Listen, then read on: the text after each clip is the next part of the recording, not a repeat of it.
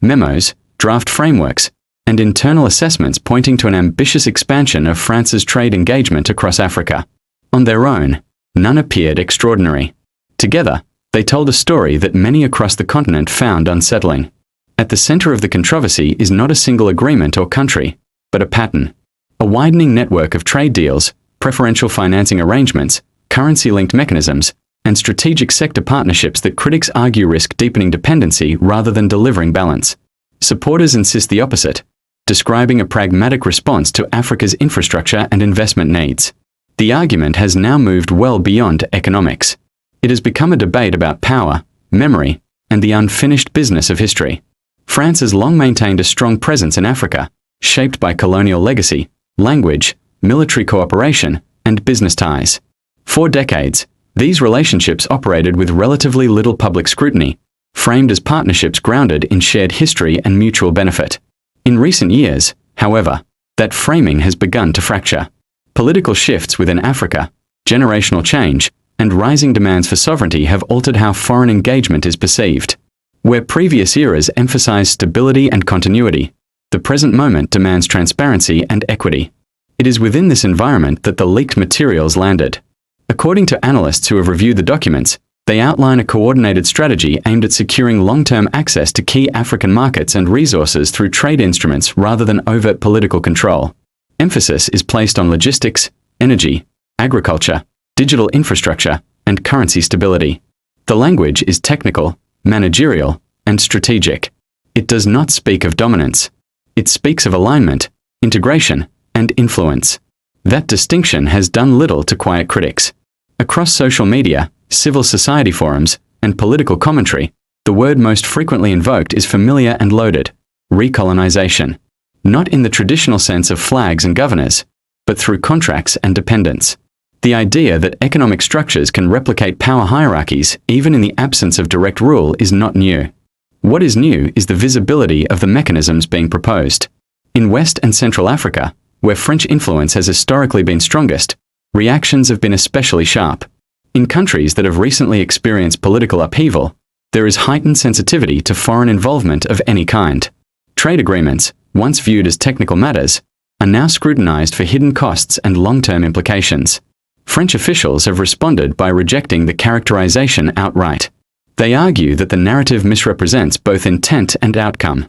France, they say, is adapting to a competitive global environment in which African states have choices. Investments are negotiated, not imposed. Trade flows in both directions.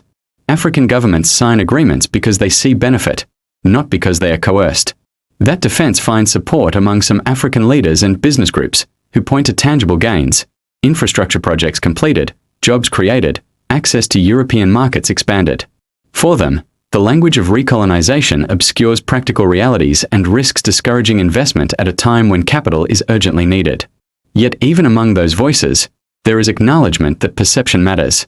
Trade is never purely economic. It shapes policy space, regulatory frameworks, and political incentives. When agreements are complex, long-term, and asymmetric, they can constrain future choices. That is the fear driving much of the current backlash. The leaked materials have intensified that fear by revealing a level of coordination that goes beyond individual deals. They suggest an integrated approach, aligning trade, finance, and diplomacy towards shared objectives. In strategic terms, this is unsurprising. Major powers routinely align economic and political tools. What unsettles critics is the imbalance they perceive between France's institutional capacity and that of many African states. This imbalance is not only financial. It is legal, technical, and informational. Negotiating complex trade frameworks requires expertise that smaller economies may struggle to mobilize. Over time, that gap can translate into disadvantage, even without malicious intent. France insists safeguards exist. Agreements, officials say, are subject to review, renegotiation, and termination. African sovereignty is respected. The era of imposed policy is over. Still, skepticism persists. Part of the skepticism is rooted in history. The memory of colonial extraction, preferential systems, and post-independence arrangements that favored former colonial powers remains vivid. For many Africans, promises of partnership have too often delivered dependency. That historical lens colors present interpretation. Another factor is competition.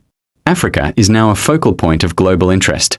China, the United States, the European Union, Gulf states, and others are expanding their economic footprints.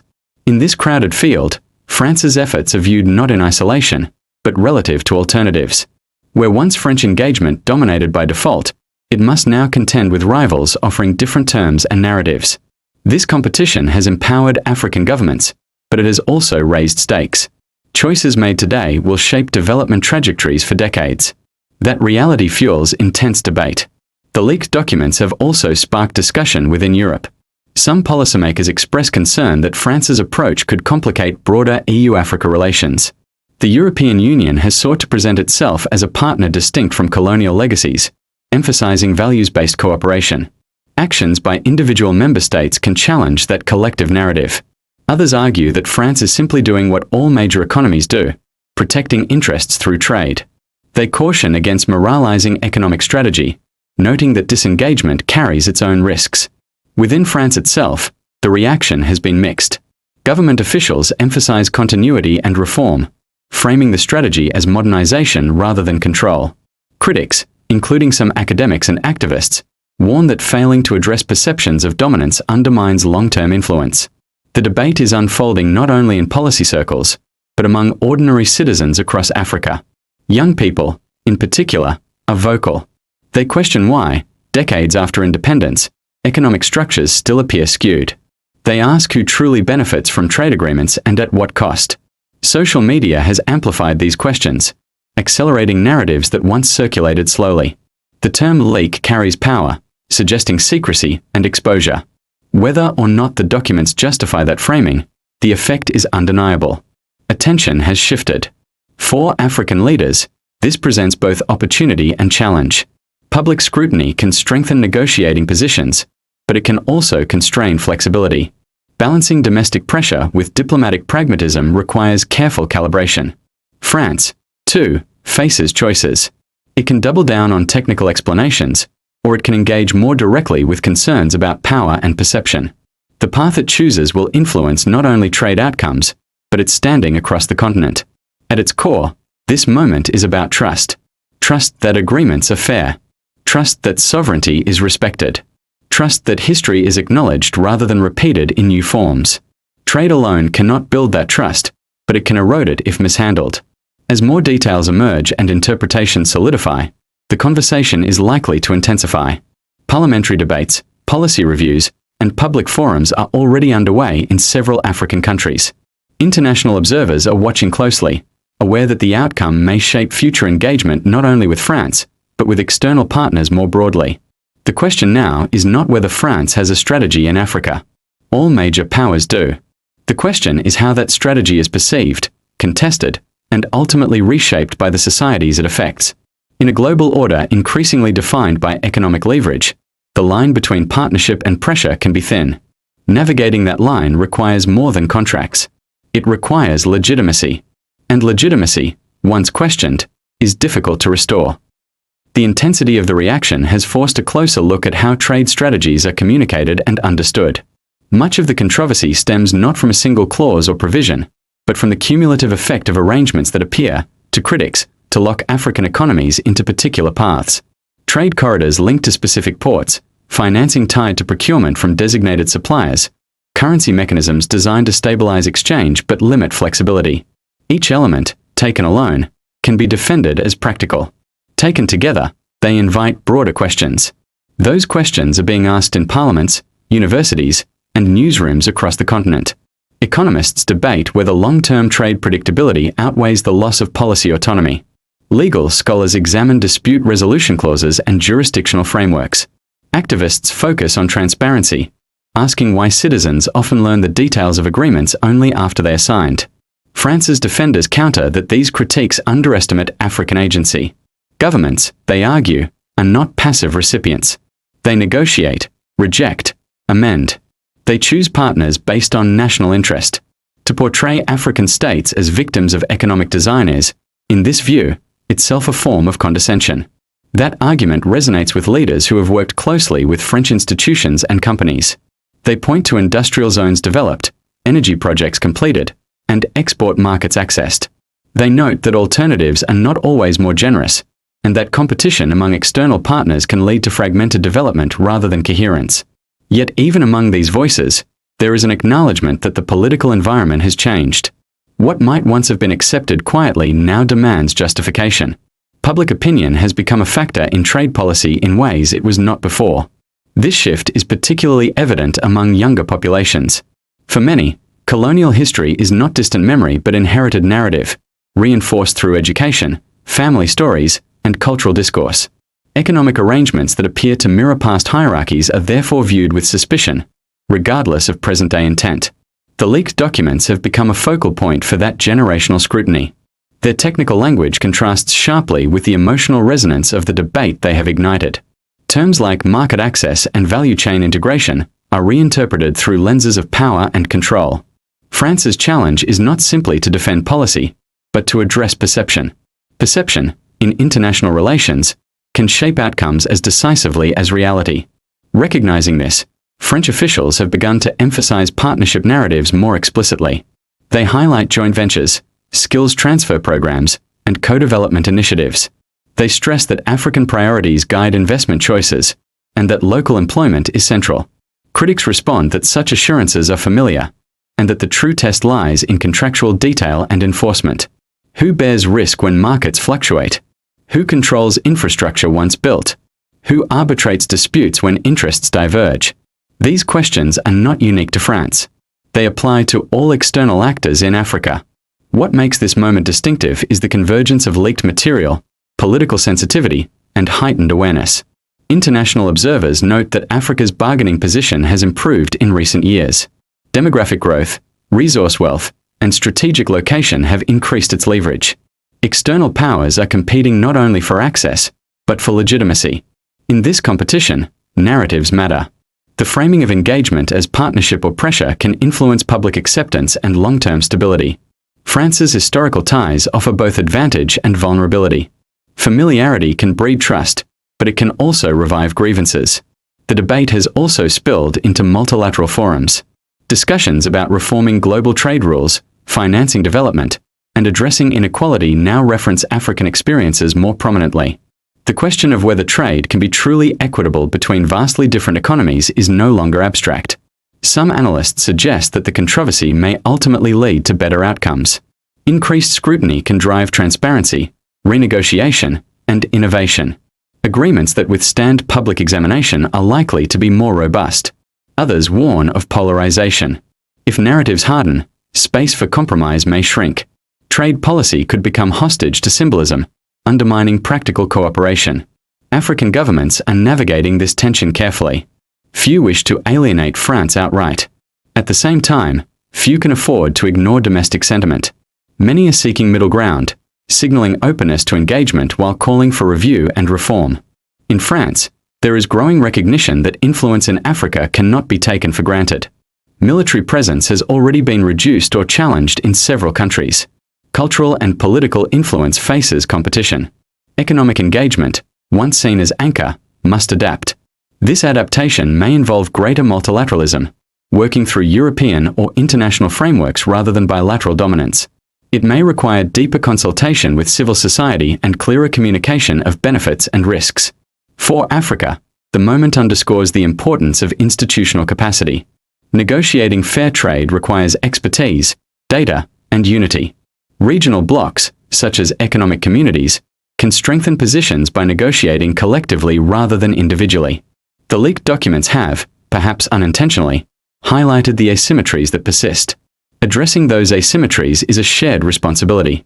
External partners must avoid exploitative structures.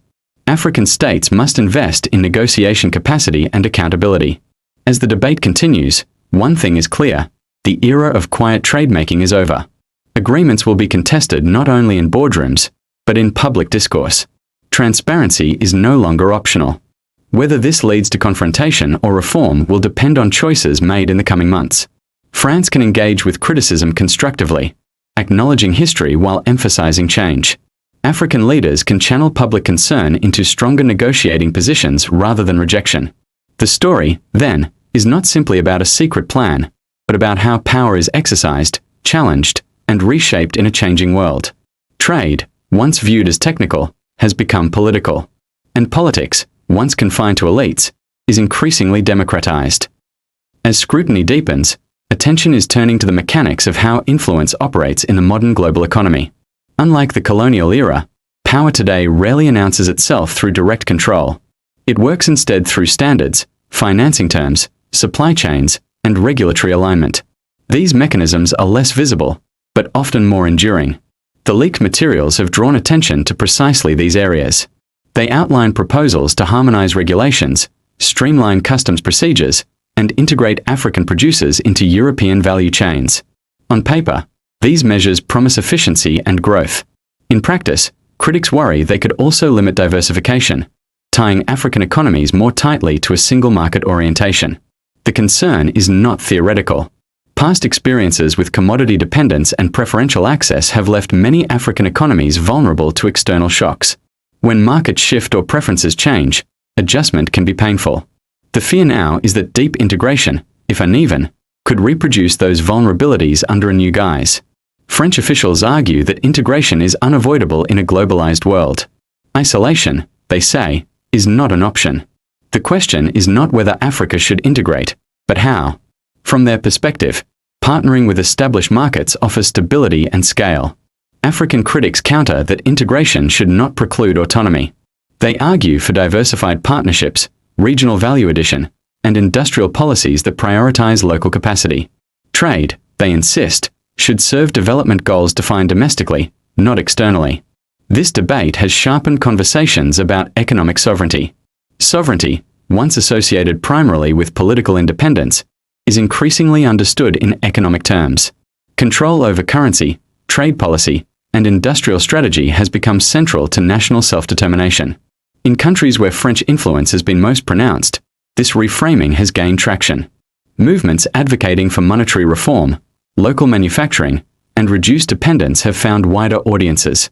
The leaked documents have provided these movements with new material, reinforcing claims that external economic structures still shape internal outcomes. France's response has been to emphasize evolution.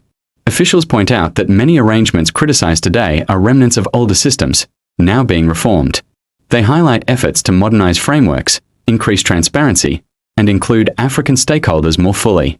Whether these efforts will satisfy critics remains uncertain. Trust, once eroded, is difficult to rebuild. It requires not only policy change, but acknowledgement of past imbalances. Internationally, the controversy has attracted attention beyond France and Africa. Other powers are watching closely, aware that scrutiny applied to one actor may soon be applied to others. In a competitive environment, reputational risk matters. Some analysts suggest that the debate could accelerate a broader rethinking of how trade with Africa is structured. Rather than bilateral dominance, multilateral platforms could offer more balance. Regional integration within Africa, supported rather than undermined by external partners, could shift dynamics. Africa's own continental initiatives play into this conversation.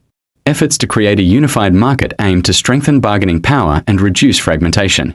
External trade strategies that align with these goals are more likely to gain acceptance. France has expressed support for regional integration, but translating that support into practice requires careful alignment. Deals that favor bilateral advantage over regional coherence risk backlash. As discussions continue, media coverage has evolved. Initial headlines emphasizing exposure and secrecy are giving way to more nuanced analysis. Experts dissect clauses, compare models, and explore alternatives. This maturation of debate reflects a deeper engagement with substance. Yet the emotional dimension remains. For many, the issue is not just economics, but dignity. The idea that African futures are shaped elsewhere resonates deeply. Addressing that sentiment requires more than data. In this sense, the controversy represents a broader moment of reckoning. It asks whether historical relationships can be transformed, or whether they are destined to reproduce inequality. It challenges both external partners and African leaders to rethink assumptions. France's path forward will likely involve recalibration.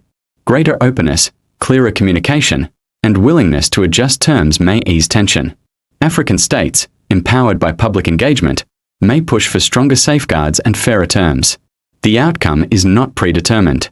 Trade relationships are negotiated, renegotiated, and reimagined. What matters is who participates in that process and whose interests are prioritized. As the debate unfolds, one lesson is already evident. In an interconnected world, secrecy is fragile. Strategies exposed to public view are subject to scrutiny not only for effectiveness, but for legitimacy. That scrutiny, while uncomfortable, can be constructive. It can force alignment between rhetoric and reality. It can encourage innovation over inertia. For Africa and France, the current moment is a test of whether partnership can be redefined in ways that reflect contemporary realities rather than historical patterns. The answer will shape not only trade flows, but the broader narrative of engagement between Europe and Africa in the decades to come. In the end, the documents that spark this debate may matter less than the conversation they have ignited. That conversation is about power, choice, and the future of cooperation in a world where old hierarchies are increasingly contested. And as voices across the continent continue to engage, question, and demand accountability, one thing is clear: the terms of engagement are no longer set quietly. They are negotiated in the open, shaped by public scrutiny, and subject to change. That shift, more than any single agreement, may define the next chapter of Africa's relationship with external powers.